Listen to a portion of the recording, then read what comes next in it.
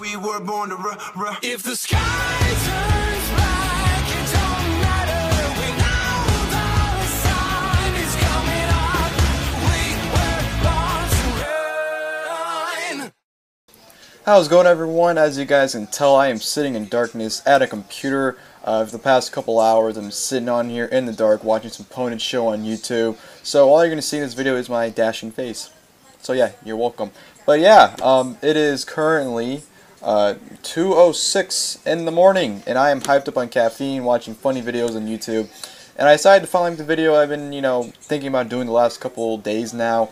I might start this as a series. I'm not sure yet, and by saying I'm gonna start as a series, I don't mean this would be like a weekly thing or whatever. It will basically be a series of videos I would do, whenever I'm in the mood to make it. Like, making it right now, obviously, and maybe the next one won't be for another 2 or 3 months. So it's basically whenever I feel like making the video, that's how I'll do it. So when I say by making this into a series, don't think it'll be like a weekly thing or anything. But like the title says above, this video will be talking about underutilized WWE superstars. And like I said, I've been wanting to make these kind of videos now for the last couple of days. I've been thinking about it, and it's something I've really felt really strongly about doing. And when you think, well, for me, I don't know about, I can't speak for anyone else, but for me, when I think about underutilized WWE superstars currently right now, the first name that pops into my head is Dolph Ziggler. Now, he is the one guy that I think is either over with everyone or everyone thinks he's overrated. Majority of it, I would say he's over about anyone. You can pretty much ask anyone about Dolph Ziggler and they'll say positive things about him. But when it comes to WWE, when they, the way, I don't like using this term, but the way they book him, he seems like a guy they just have now. They don't even care about what they do with him. He's just there. And, the one time they try to push him, something happened. I guess they lost faith in him, and they just, don't really know what to do with him. He's kind of just trending along. Like, he's on TV every week, but he's always losing. He's just there now. And Dolph Ziggler, to me, is a guy that can easily be a top guy in WWE. I know he's not the biggest guy, not the tallest guy, but he's a guy to me where if they make him, they can make him a star. Look at Daniel Bryan. He's not the biggest guy in the world. He's actually one of the smallest guys on the roster, but he's the biggest name in the company right now. He's the WWE World Heavyweight Champion, and the reason is because they made him believable. He's beaten John Cena, Randy Orton, Batista, and Triple H on pay-per-view cleanly. How many guys can you think have done that? Especially for him. Guys always say, oh, he's a B-plus player, look how small he is. He's not your average WWE superstar, look-wise. Yet he's conquered all those, and, he's been made a believable guy. You can put him against anyone, and you can make a legitimate argument that, okay, Daniel Bryan can legitimately win this. I mean, when you put Daniel Bryan and Triple H together, when you look at them, they're like, okay, there's no way in hell Daniel Bryan's going to win. Triple H is going to kill him. Look how big Triple H is compared to him. Triple H is going to kill him. But then Daniel Bryan, he fights and fights and fights and beats him. And it's like, oh my god, Daniel Bryan's believable. He can actually beat Triple H. So WWE can make Dolph Ziggler believable. If you have not seen Dolph Ziggler's match with Batista a few weeks ago on SmackDown, I think it was the London SmackDown from like 2 or 3 weeks ago. It was a no DQ match. Go check that match out. To me, that made Dolph Ziggler look so good. He looked so believable. Like, he was beating the holy shit out of Batista. He was beating him like crazy. And it was believable, like, the way he was beating Batista up. And it's like, you wouldn't think that. Like, Ziggler, a guy Ziggler's size and a monster, animal, no pun intended, size for Batista, you would think there's no way in hell Batista would be able to, get his ass kicked by this small guy. But Dolph Ziggler put a fight up, and he looked legit, and he looked, believable that he could beat Batista. And I think if WWE gave Dolph Ziggler that chance, he could be easily a top guy. Give him a legitimate chance to have clean victories over John Cena. Well, I'm not sitting here saying that Dolph Ziggler needs to beat John Cena, Triple H, Randy Orton, all these guys, in order to become a top guy. I can just say if WWE put the effort and allowed Dolph Ziggler to look as good as Daniel Bryan does, he can easily be one of the top guys in the company. To me, Dolph Ziggler almost has all of the tools you need in a WWE superstar. He's got the look, he's got the skill, he's got the charisma. He basically has the entire package, and why WWE doesn't use him to his full potential, I don't know. I do know Dolph Ziggler does go out and, in his media interviews, he doesn't hold anything back. He'll say whatever's on his mind. He'll be completely honest in his interviews, and that gets him in trouble. Like, you always hear how Dolph Ziggler's in trouble backstage, or he's in, hot waters with, Vince or whoever because of things he said in interviews. You always hear this kind of things.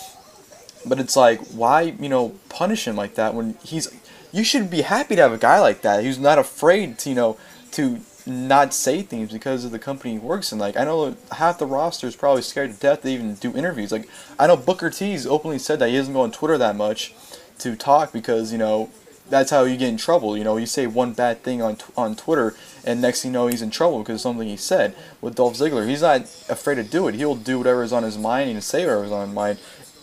Say whatever's on his mind.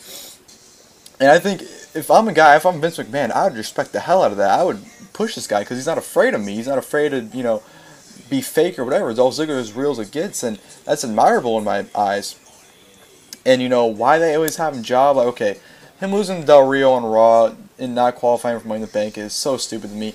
Del Rio, okay, not just on Del Rio, this is for other guys as well.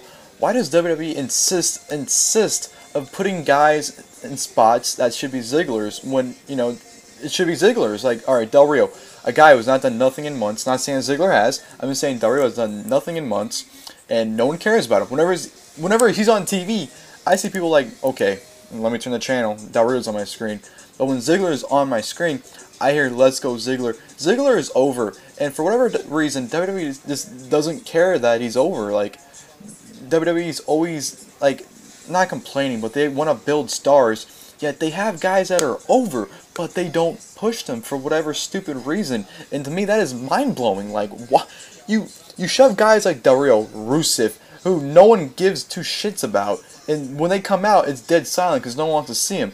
But when we have guys like Dolph Ziggler who come out and they get reactions and the crowd's chanting for their name, you bury them and basically throw them to the side because you don't want to deal with them. But the thing is, you have to listen to the fans. Sooner or later, look at Daniel Bryan. I'm pretty sure that he was a guy that they didn't want to push. Well, not to the main event scene at least, but they didn't want to push him to the top where he's at right now. But due to the fan reaction, due to the fan, you know, demands basically, they elevated him to the main event, and you know he's a champion now because of the fan response. And to me, if WWE listened to the fans more, they would have I'm not say it's such a better product, but like your guys would be so much more over because like they insist in shoving these guys down our throats that we don't really care about. When we want to see guys like Ziggler, I'm not saying Ziggler is like the main guy I want to see. I know there's tons of other talents like myself that want to see guys like Justin Gabriel, Tyson Kidd. Who else? I don't know. I can't think of the top of my head. But there's tons of other guys I want to see as well, just as much as Dolph Ziggler on TV. But I think Dolph Ziggler is a number one prime example because he's a guy that you can go out there and have him job with Rusev, but the entire crowd will be chanting and cheering for Ziggler the entire match. And to me, it's just mind-blowing that WWE just refuses to push Dolph Ziggler. You know, he's great. You know, he's had great matches with John Cena, Randy Orton, Batista. He's probably been Batista's best opponent, you know, since being back one-on-one, that is. I'm trying to think of other. The Miz, he's had great matches with The Miz, surprisingly. Daniel Bryan, of course. Like, Ziggler's pretty much had great matches with anyone you've pretty much thrown at him. And the fact that they kind of just, like, brush him off, it's kind of like, you know, why? To me, he is the most underutilized talent WWE's had in years. And I forgot who said it. I think it was JR who said it as well, that he was the most underutilized talent WWE's had in recent memory. And it's absolutely ridiculous in my eyes, you know? Like, the one time he actually did get a push, of course, Jack Swagger, stupid ape ass, had to kick him in the head and give him concussion. And, you know, WWE prayers like, oh my god, no, this is what we get for pushing Dolph Ziggler. He gets injured. So, you know, let's take the title away from him and throw him back into the mid-card. So, the one time they actually did try to push him, it ended because of Jack Swagger, and they pretty much gave up on him after that. But, you know, I don't know. I know Dolph Ziggler's contract's up within the next year. You know, he said on Twitter openly that he has 1 year left on his contract. You know, if he'll resign or not, I don't know. It's up to him. You know, it's getting to the point where I'm feeling bad for the guy because I can see if you ever watch his backstage promos, like on the app, because he always links them on Twitter, you can tell how frustrated he gets, and it's hard not to be frustrated for the guy as well because, like, the guy is so good, but they just don't want to realize it or give him a chance, and it's ridiculous. And I really do believe that if they really try and put time into Dolph Ziggler, he can easily be as a top guy as Daniel Bryan, in my opinion. He can, you know, he'll be over. His promos are great. His in-ring work is just as good. To me, he can easily be a top guy. It's just if WWE would put the effort into it. And clearly they don't want to put any effort into him for whatever reason, but hopefully they do sometime down the line.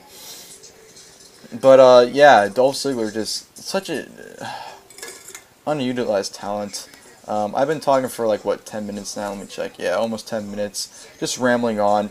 You can pretty much tell it's more of a rant. It's honestly frustrating for a guy like Dolph Ziggler to not be on top right now because he's so good.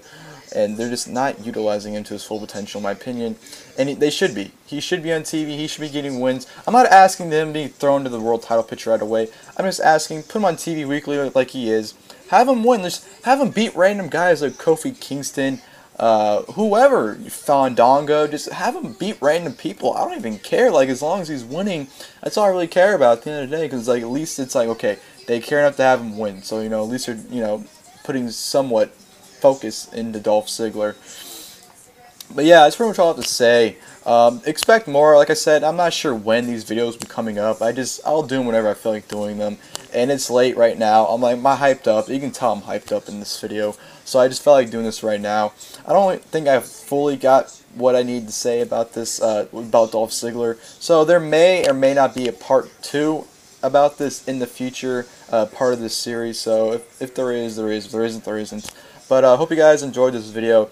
Leave your guys' comments below. Make video responses if you guys want. Send them to me on Twitter. Because I know I don't think you can put video responses on YouTube anymore. So send them to me on Twitter if you'd like. And yeah, thank you guys for watching this video. And until next time, I'll see you guys then.